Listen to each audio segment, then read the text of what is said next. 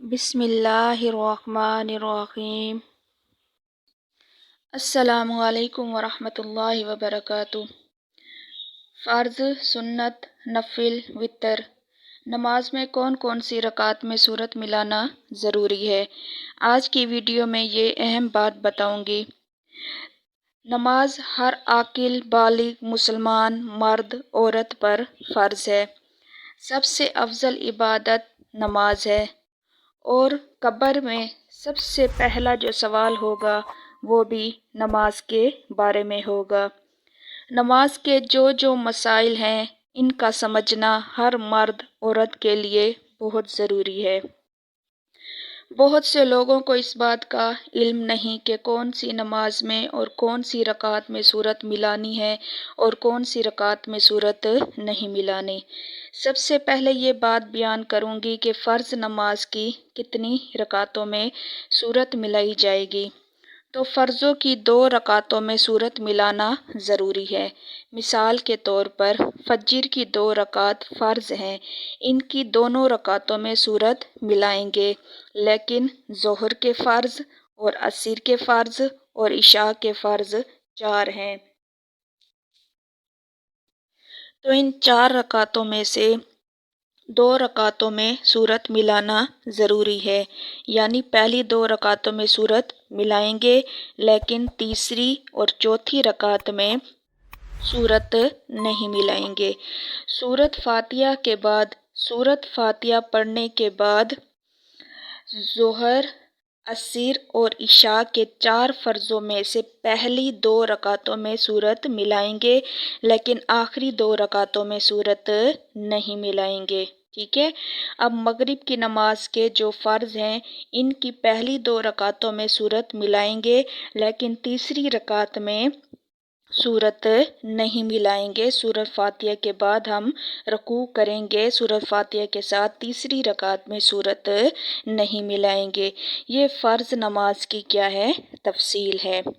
ایک بار پھر بتا دوں کہ ظہر، عصر اور عشاء کے جو فرض ہیں 4، ان میں پہلی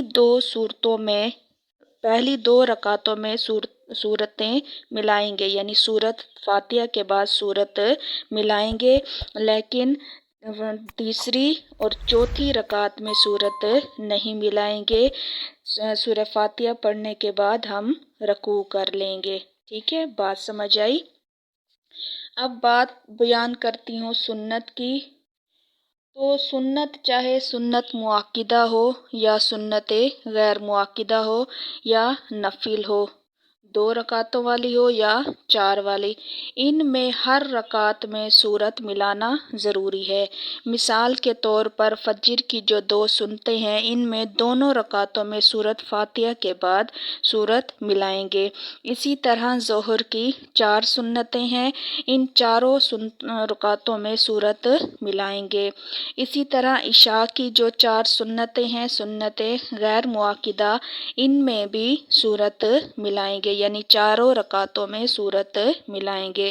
سنت میں اور نفل کی ہر رکعت میں سورت ملانا ضروری ہے، چاہے 4 رکعت والی ہو نماز، چاہے 2 رکعت والی نماز ہو۔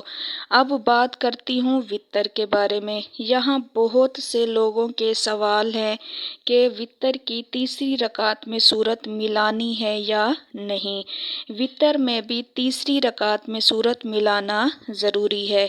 صرف فرضوں کی نماز آخری 2 رکعتوں میں سورت نہیں ملائیں گے، لیکن پہلی 2 رکعتوں میں ملائیں گے، اور اس کے بعد جتنی بھی نمازیں ہیں ساری رکعتوں میں ہم سورہ فاتحہ کے بعد سورت ملائیں گے۔